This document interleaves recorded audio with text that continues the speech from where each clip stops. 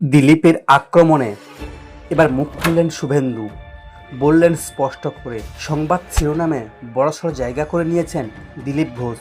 বুধবার রাজ্য সরকারের আক্রমণে দীঘায় জগন্নাথ মন্দিরে সস্ত্রীক দিলীপের পদার্পণ, আর সেই দিনেই রাজনীতির পারদ চড়েছে ক্রমশ।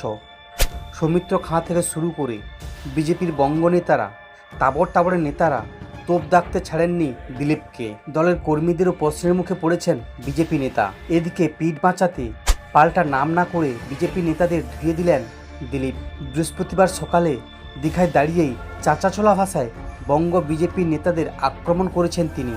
বলেন, যারা মমতা ব্যানার্জির আঁচলে বড় হয়েছে, যারা নিজেদের ধান্দায় বিজেপিতে এসেছে, যারা এভাবে বিজেপিতে এসে করে খাচ্ছে, দিলীপ ঘোষ তাদের থেকে শিখবে না। দিলীপ ঘোষ জানায় কিভাবে লড়াই করতে হয়। এখানেই শেষ নয়। দিলীপ এও বলেন, আমার রক্তের ঠিক আছে, কারণ আমি এক দল ও দল করে বিজেপিতে আসিনি। নাম না করে এখানে দিলীপ ঘোষ শুভেন্দু অধিকারীকেই তোপ দাগেন, এমনটাই মনে করছেন রাজনৈতিক মহল। কারণ শুভেন্দু তৃণমূল থেকে বিজেপিতে এসেছে। এদিন সাংবাদিকদের উত্তরে শুভেন্দু প্রথমে বলেন, এ ব্যাপারে আমি কোনো মন্তব্য করব না, গতকালই আমার অবস্থান স্পষ্ট করেছি। এরপর শুভেন্দু বলেন, 2011 সালের আগে আমার বক্তব্য ছিল সিপিএম যাক, যে পারে আসুক।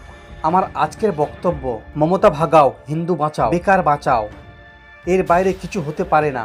আমার লক্ষ্য স্থির। বিরোধী দলনেতার কথায় ডান বাম কোনো দিকে তাকাচ্ছি না। 8 মাস পরে তৃণমূলকে হারাবো আর ভাইপোকে জেলে ঢোকাবো। রাজনৈতিক পর্যবেক্ষকদের মতে একে কিছু নেতা হীনমন্যতায় ভুগছে বঙ্গ বিজেপির। এরই মধ্যে বিধানসভা ভোটের আগে দলের মধ্যে এই কোন্দল আরও ভোগাবে গেরুয়া শিবিরকে।